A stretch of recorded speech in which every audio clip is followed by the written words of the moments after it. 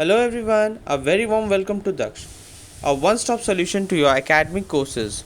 Hope you all are doing well.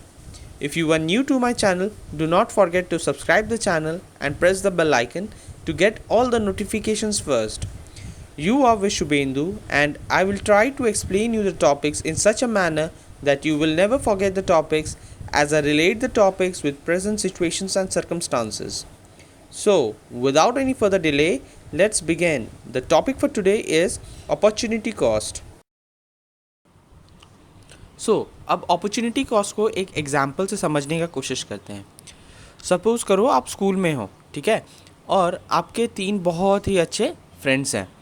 तो जो जो फर्स्ट फ्रेंड है आपकी, वो आपके लिए ना रोज़ सैंडविचेस लाती है, ठीक है, टिफ़िन में. और जो सेकंड फ्रेंड है वो आपके लिए मैगी लाती है.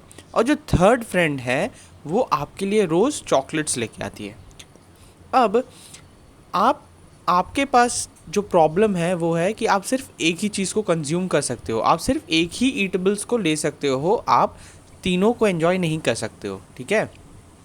टिफ़िन टाइम एक होता है, तो टिफ़िन में सिर्फ आप एक ही जो फ्रेंड है आप उनको एंटरटेन कर सकते हो और उन्हीं के साथ आप टिफ़िन शेयर कर सकते हो. सो अब जो आप चूज़ करते हो वो है मैगी. तो ये आपका अपॉर्चुनिटी, आपके पास 3 अपॉर्चुनिटीज़ थी, आप 3 डिफरेंट चीज़ को एंजॉय कर सकते थे, बट उसमें से आपने क्या चूज़ किया, वो है मैगी. मैगी को चूज़ करने से आपने जो 2 चीज़ों को छोड़ा है या लीव किया है वो होता है अपॉर्चुनिटी कॉस्ट, ठीक है. जब आपने मैगी को चूज़ किया ओवर चॉकलेट एंड सैंडविच, ठीक है, तो ये होता है आपका अपॉर्चुनिटी कॉस्ट, ठीक है. अपॉर्चुनिटी कॉस्ट क्या है? ऐसा कॉस्ट जो कि आप छोड़ देते हो ओवर चूजिंग समथिंग एल्स, ठीक है. अब आपको हल्का हल्का कंसेप्ट समझ में आया कि आपने जो मैगी चूज़ कर लिया और आपने क्या लीव किया है, आपने सैंडविचेस और चॉकलेट. मतलब आपके जो 2 फ्रेंड्स हैं वो तो रूठ गई हैं आपसे बात नहीं करेंगे. आपको 2 चॉकलेट्स और वो जो सैंडविचेस हैं वो आप नहीं मिलेगा. आपको सिर्फ मैगी कंज्यूम करना है. तो ये जो 2 आपने जो छोड़ा है, लीव किया है, ये आपका अपॉर्चुनिटी कॉस्ट है. अब देखते हैं कि अपॉर्चुनिटी कॉस्ट होता क्या है. मतलब डेफिनेशन देखते हैं, हम लोग स्टडी करते हैं कि अपॉर्चुनिटी कॉस्ट का डेफिनेशन क्या है. Opportunity cost refers to value of what you have to give up in order to choose something else.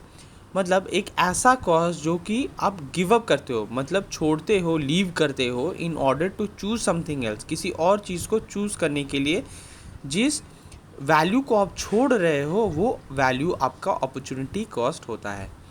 Example यहाँ लेते हैं. लाइक आपके पास अपॉर्चुनिटी है कि आप मूवी टिकट भी जा सकते हो और डोमिनोज़ में पिज़्ज़ा एंजॉय कर सकते हो, ठीक है. तो आपने जो चूज़ किया है वो है Domino's pizza over movie ticket, ठीक है. जो डोमिनोज़ पिज़्ज़ा जो आप कंज्यूम करोगे वो है 300 का और जो मूवी टिकट है वो है 250 का, ठीक है. क्योंकि आपने डोमिनोज़ पिज़्ज़ा को चूज़ किया है ओवर मूवी टिकट, ठीक है. यहाँ पर जो आपका अपॉर्चुनिटी कॉस्ट है वो है 250. दैट इज़ जो मूवी टिकट आपने जो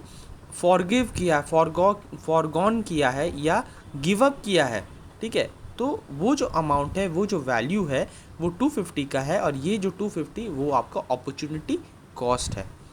यहाँ पर और एक डेफिनेशन है. Opportunity cost is defined as the cost of alternative opportunity given up और सरेंडर, ठीक है.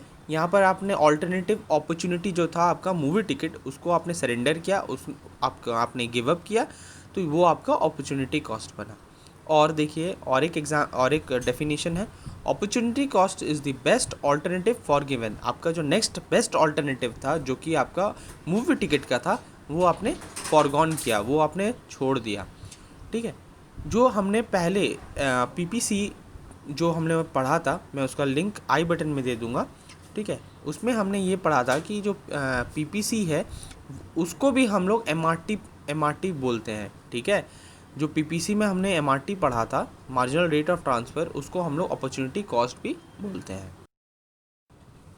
अब हम लोग ग्राफिकली समझने का कोशिश करते हैं कि जो पीपीसी कर्व में ये अपॉर्चुनिटी कॉस्ट कैसे रिफ्लेक्ट करता है. ठीक है।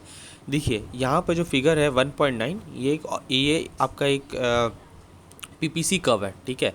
तो यहाँ पर क्या हो रहा है, जब पॉइंट आपका इनिशियल पॉइंट जो है F1 और C1, ठीक है।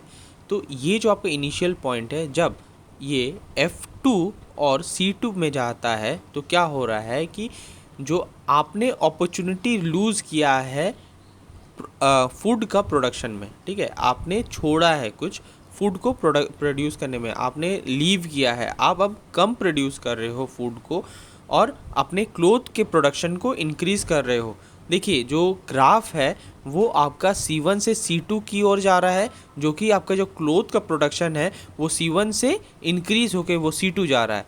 बट इसमें आपका अपॉर्चुनिटी कॉस्ट क्या होता है, अपने क्लोथ को बढ़ाने के लिए आपने फूड का जो प्रोडक्शन है, आउटपुट है, उसको डिक्रीज़ किया है।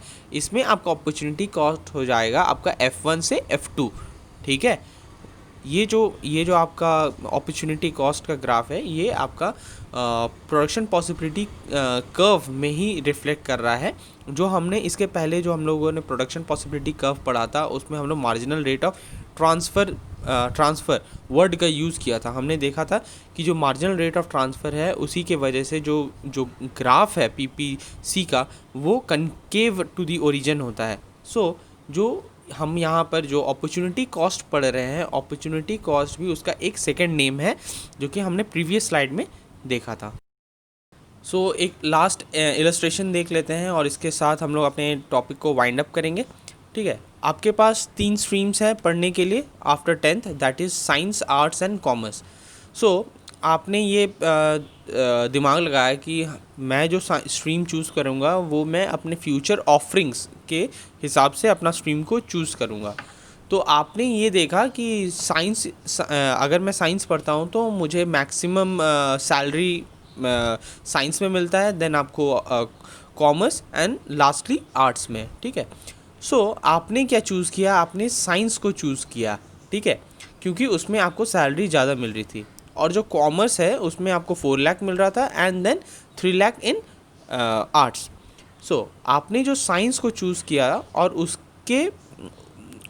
उसके लिए आपने कॉमर्स को, that is the next best alternative, that is 4 lakh, ठीक है। जो कॉमर्स में आपको 4 लाख का ऑफरिंग मिल रहा था, which was the next best alternative after science, आपने उसको लीव किया, छोड़ा है। तो ये आपका जो 4 लाख है, ये आपका अपॉर्चुनिटी कॉस्ट है, ठीक है।